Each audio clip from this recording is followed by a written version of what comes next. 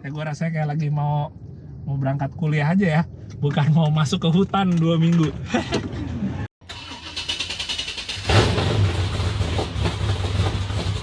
Halo teman Undercar Vlog, di episode kali ini gue akan nge-review salah satu Suzuki Vitara, ya nggak?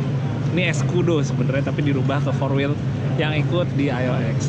Kenapa gue pilih buat nge-review mobil ini sekarang dibandingkan mobil lainnya yang gede-gede yang pada sangar-sangar banget? Karena ada satu cerita yang menarik dari Escudo ini. Jadi Escudo ini pemiliknya Om Yuri Kusweri itu udah ikut sejak awal AIOX ya. Malah sebelum namanya AIOX tuh dari dulu udah ikutan terus, dan mobilnya tuh termasuk standar. Jadi mesin masih standar, terus kayak kakinya sebagian juga masih standar. Nah, jadi di mobil ini yang gue suka konsepnya adalah lo nggak harus pol-polan bikin mobil speknya untuk bisa ikutan event seberat expedition seperti AIOX ini. Jadi sebenarnya yang penting adalah tepat ya, efisien. Semua parts yang nempelnya itu emang udah cukup, nggak perlu berlebih. Yaudah langsung aja kita bakal ngeliat ada apa aja yang nempel mobil ini. Hai. Wih, di sini ada Om Don Seko baru nongol dia. Langsung aja ya kita review mobilnya. Gua bakal ngelilingin dulu bodinya. Jadi mobil ini basic itu Escudo tahun 96. Kalau kalian tahu Escudo itu sebenarnya 2-wheel drive. Kalau yang Vitara yang 4-wheel drive. Tapi ini emang Om Yuri waktu itu awalnya punya dari Escudo baru dijadiin 4-wheel drive. Sebagian dari teman-teman mungkin ada yang belum tahu kalau Vitara ini dia bawahannya udah independen. Kalau kita lihat ke bawah sini, ternyata dia masih pakai independen. Cuma bedanya dia udah pakai independen setnya itu double wishbone. Dan ini keluaran dari Calmini Racing. Calmini itu produk dari Jepang ya. Jadi untuk armnya, wishbone-nya itu udah pakai dari Calmini yang warna biru. Nah, habis itu kalau kita lihat ke bagian as rodanya, ini as rodanya lebih gede dari as rodanya Vitara. Ini as rodanya tuh pakai as rodanya Hilux yang udah dimodifikasi. Jadi pakai as rodanya Toyota ya.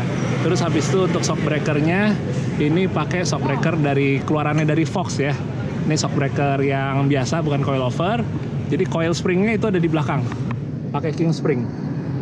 Nah, yang warna kuning. Oke. Nah, selain itu, yang spesial dari mobil ini sebenarnya justru karena dia masih pakai independen, dia itu bobotnya itu lebih ringan ketimbang pakai gardan rigid ya, atau gardan solid. Ini mobil totalnya itu hanya 1,8 ton. Nanti kita akan ngobrolin lagi buat bobot, tapi yang pasti gue pengen kasih lihat ke bagian tengah sini. Ini kan ada skid plate ya.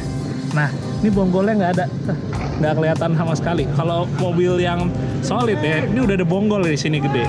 Artinya ini clearance-nya itu lebih kosong. Dia lebih bersih ya kolongnya ya, dibandingkan kalau mobil yang pakai gardan solid, karena dia ada bonggolan yang bisa gampang nyangkut entah ke tanah atau batu atau hal-hal lainnya yang ada di off-road ya, di lintasan. Oke, buat remnya masih standar. Terus kalau kita ngeliat ke atas lagi, gue suka plat nomornya Big Zook. Zook tuh maksudnya Suzuki nih ceritanya. Nah, kalau yang lain udah pakai double motor nih, tapi masih pakai single motor Warren M8274. Kenapa pakai single motor di mobil ini? Karena bobot yang 1,8 ton ini sebenarnya itu udah cukup buat ditarik pakai Warren lagi winch maksud gue, yang motornya satu doang. Jadi dia nggak pakai double motor. Tapi di sini drumnya itu udah diganti. Ini pakai giggle pin.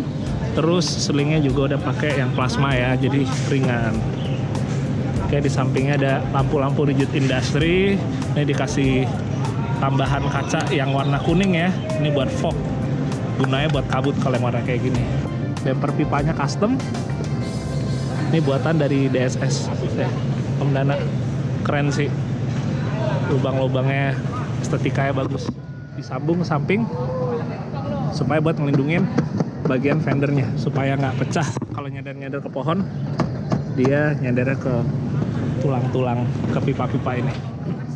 Ini cukup old school ya, pakai safari snorkel. Oke, snorkelnya jadi gayanya kayak old school ya. Terus habis itu ini buat bodinya itu semuanya masih asli. Ini nggak ada yang dirubah jadi fiber. Mesinnya kan kita lihat nanti ya. Terus kalau dari samping, ada salah satu yang spesialnya juga kalau kita lihat ke velgnya. Ntar buat bannya dulu, ini pakai Extreme Tracker ya, ukuran 32 10,5, ringnya 15. Ini bitlocknya ini custom. Bitlock custom. Nah setelah itu bitlocknya masih ditambah lagi ini nih, penutup dari aluminium nih, cover dari aluminium. Nggak cuma depannya, belakangnya juga sama itu tuh. Gunanya apa? Sebenarnya buat ngindarin adanya banyak tanah yang nempel di sini nih. Karena kalau banyak tanah yang nempel di sini, di mobil seperti ini yang bobotnya nggak terlalu berat, dia tuh suka geol. Kayak ban tuh balancingnya tuh nggak bener gitu ya. Jadi karena banyak endapan tanah yang ngumpul, kalau nggak dipakein gini, mobilnya tuh suka joget bannya. Itu emang sebenarnya agak normal juga sih. Jadi ini trik yang jitu juga, ditutupin pakai plat aluminium supaya nggak ada lumpur yang nempel bagian dalam. Tapi kenapa yang bagian depannya tetap ada bolong? Ini karena masih dibutuhin buat ngoperasiin free lock ya, buat free lock, free dan lock. Bagian belakangnya juga dikasih pipa lagi, jadi setelah over fender ada pipa lagi pelindungnya. Turun lagi tadi yang gue bilang, nah kalau yang bagian belakang nggak ada free lock, jadi full ditutup semua nih. Tapi tetap masih bisa dibuka sih. Kalau misalnya emang nanti butuh buat tetap ngebersihin velg apa tetap dibuka. Tapi intinya kalau off-road ditutup biar nggak ada blok ya, lumpur-lumpur keras yang nempel di sela-sela velg. Terus kalau ngomongin suspensi di belakang, ini gardannya masih pakai Vitara. Balik lagi, kok nggak pakai Toyota kayak yang lain? Karena menurut Om Yuri di mobilnya ini bobotnya masih pas, masih cukup buat pakai gardan Vitara. Kalau kita lihat gardan Vitaranya itu cuma di reinforce saja, itu di bagian atasnya. Itu ada kotak-kotak gitu, itu buat nge-reinforce supaya lebih kuat.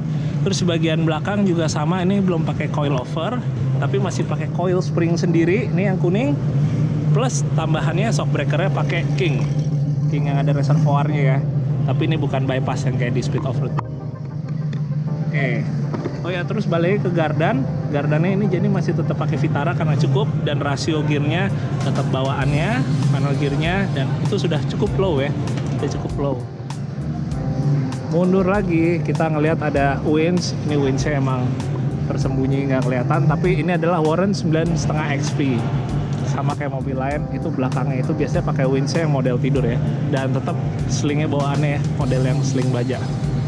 Dan gue suka banget desain bumper belakangnya yang kurang lebih pipa-pipa ringkes, tapi estetikanya secara keseluruhan sih menarik sih.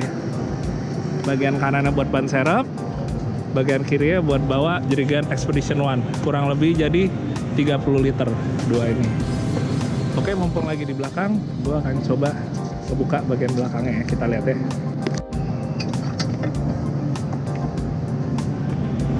Oke, bagian belakang karirnya udah buka ya. Oke, sekarang kita udah lihat bagian dalamnya. Itu kalau kalian lihat ke depannya ada cargo barrier ya, jadi di kerangkeng lagi, itu salah satu hal yang wajib dilakuin. Jadi antara ruang barang dengan ruang kemudi itu harus disekat supaya nggak ada barang-barang yang mental ke depan. Di dalamnya yang bisa kelihatan ini peralatan buat recovery, ini pasti strapnya di sini semua, serep buat sling winch, ini yang hijau-hijau ini sleeping bag buat tidur, ini tambahan jerigen, ini kotak di sini gue berasumsi segala macamnya adalah spare part, kebutuhan makanan, boots, ini velvet buat tempat tidurnya, ada serep as roda, dan kalau misalnya kita lihat di samping ini ada kompresor ARB-nya nih. Ini karena gardannya pakai gardan lokernya pakai loker ARB di depan, jadi aktifinnya pakai kompresor ini. Sementara loker belakang pakai Detroit. Nah, ini ada damper winch. Di sebelah kirinya ini ada solenoid buat winch belakang ya, 9,5 XP. Oke, sementara mungkin berasumsi gue di atas nanti bakal barang-barang yang enteng kayak pakaian dan lain-lain. Jadi emang teorinya itu barang-barang berat itu ditaruhnya serendah mungkin, sebisa mungkin. Jadi kayak as roda taruh di sini ya, bukan ditaruh di sini. Jadi supaya bodinya nggak terlalu limbung, yang berat di bagian bawah. Oke, nih winch itu tadi 9,5 XP. Kita tutup lagi ya guys. Kita bukain kiri ya. Sebenarnya tadi udah kelihatan semua sih, kayak yang gue bilang tadi. Peralatan recovery ya, buat nge-winch-nya. Snatch block sini. Bawa kotak-kotak peluru lagi, kita bilang kotak peluru ya, atau kotak militer nih. Terus di bawahnya aki. Ini aki mungkin cuma kelihatan satu, tapi infonya akinya ini pakai 3 ya, pakai 3 aki. Jadi mastiin pasokan buat listriknya aman. Sementara buat di kanan mandi. Kotak P3K ini juga salah satu peralatan wajib juga ya. Ada apa lagi sih sini? Oh, ini buat ganti ban, strap tambahan. Oke, kurang lebih sama sih. Kita lihat dari bagian dalamnya. Sekarang gua akan ngeliat dulu ke bagian mesinnya. Sekarang kita lihat bagian mesinnya. Ternyata ini masih mesin standar dari Escudo ini ya. Mesinnya 1600 dan ini masih yang karbu. Setidaknya tuh pakai 1600 tapi udah yang injection ya, udah yang EPI, tapi ini masih pakai yang karbu. Kalau menurut Om Yuri, mesinnya ini tetap pakai ini karena pertama emang menurutnya udah cukup pakai mesin ini.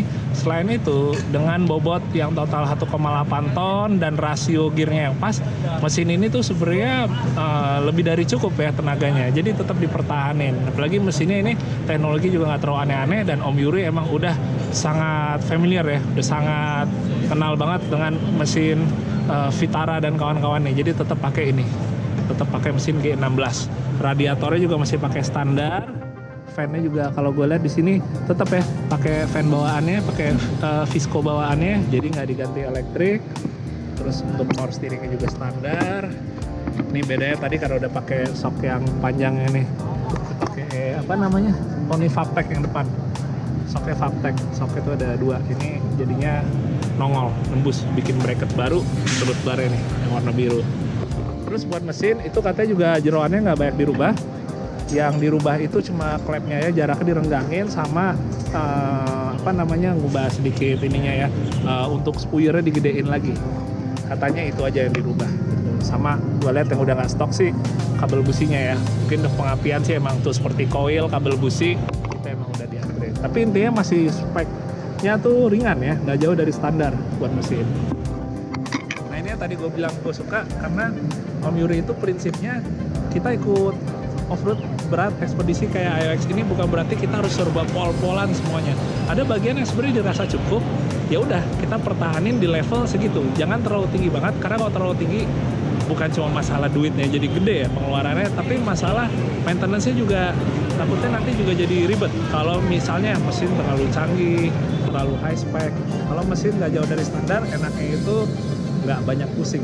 Misalnya mesin nggak gampang panas dan lain-lain. Sebelum masuk ke dalam, gue pengen ngasih liatin dulu ini buat di atasnya roof railnya. Ini yang di samping ini gunanya sebenarnya juga multifungsi juga, bukan cuma buat senderan pohon.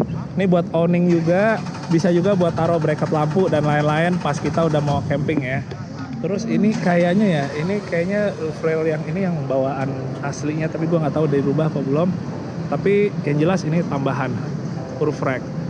Roof rack sekarang tuh modelnya dia pagernya nggak terlalu tinggi gitu ya. Dulu biasanya tinggi-tinggi banget, tapi jadi limbung, jadi berat di atas, jadinya mobil tuh body rollnya tinggi. Tapi sekarang modelnya ceper-ceper aja pagernya supaya nggak terlalu oleng ya kalau kita lagi nikung-nikung. Sip. Lampu di depannya ini ada tambahannya. Aduh sayang, udah berair dalamnya. Ini sejenis rigid. Apa rigid ya? Mungkin rigid kali ini, tapi udah hilang nih. Kayak rigidnya itu, ini ada yang ukuran 10 inch, ini ada yang ukuran lebih pendek lagi 2 pinggirnya. Sekarang saatnya kita buat masuk ke dalam. Tolong mas, jangan di situ, jangan dipotong. Kita akan lihat ke dalamnya ya sekarang. Pas masuk ke dalam standar banget. Wah, rasanya pas dalam tuh kayak mobil harian ya. Minus dari ya kalau ngeliat ke belakang langsung deh tuh kelihatan mobil off-roadnya. Ini tadi gue bilang cargo barrier atau kerangkeng nih kandang monyet, ini perangkat wajib buat ngebatasin antara driver co-driver dengan barang-barang. Sini yang gue lihat radio komunikasi, ini salah satu hal yang wajib. Kalau ke bagian depan lagi nggak ada yang berubah, bahkan setirnya standar semuanya ya, pedalnya, indikatornya standar. Ini nggak ada yang dirubah, cuma ada ini lever atau tuas untuk ngegerakin sling winch depan, tarik ulur, dan belakang. Tarik ulur. Nah, ini masih berantakan banget di dalamnya, tapi yang jelas ini buat transfer case-nya sama buat gearbox-nya semuanya standar posisinya, posisi aslinya ya. Gearbox-nya tetap pakai punya Escudo atau Vitara. Rasionya udah cukup low. Transfer case-nya ini pakai Calmini yang super low. Jadi cocok buat ngerayap di mobil ini. Tambahannya apa lagi ya? Ini buat air lockernya. Bentar, ini lampu semua. Locker berarti di sini nih. Kayaknya, tapi tulisannya winch power ya. Kayaknya ini deh buat lockernya. Jadi nggak terlalu wah banget dalam, termasuk ya door trimnya standarnya gitu. Jadi udah. Gue rasanya kayak lagi mau berangkat kuliah aja ya, bukan mau masuk ke hutan 2 minggu. Oke teman-teman, udah semakin sore, asli udah mulai agak gelap, tapi yang pasti gue seneng banget akhirnya bisa review Suzuki Escudo-nya punya Om Yuri. Jadi seperti yang gue bilang tadi, yang gue suka konsepnya itu adalah pas ya, nggak berlebihan. Ini adalah salah satu mobil yang terenteng yang ada di event IOX ini, hanya 1,8 ton, udah termasuk barang. Sementara buat informasi, mobil yang lain kebanyakan tuh sekitar 3,5 ton, jauh di bawah mobil-mobil yang lain. Itu dia kenapa pakai mesin standarnya juga cukup, asal sehat dan rasio gearnya pas. Sementara juga untuk winch-nya yang lain udah pada double motor, ada yang lebih, tapi ini pakai 1 motor doang winch-nya, dan itu masih cukup ya. Terbukti selama ini mobilnya nggak pernah masalah setiap kali ikutan di off-road ekspedisi. Sip lah, buat temen-temen yang belum subscribe dulu. Masih udah subscribe, yang suka silahkan like, dan yang mau nanya ataupun ngasih saran silahkan komen. Terima kasih yang udah nonton, sampai ketemu di video The Car Vlog yang berikutnya ya. Dadah.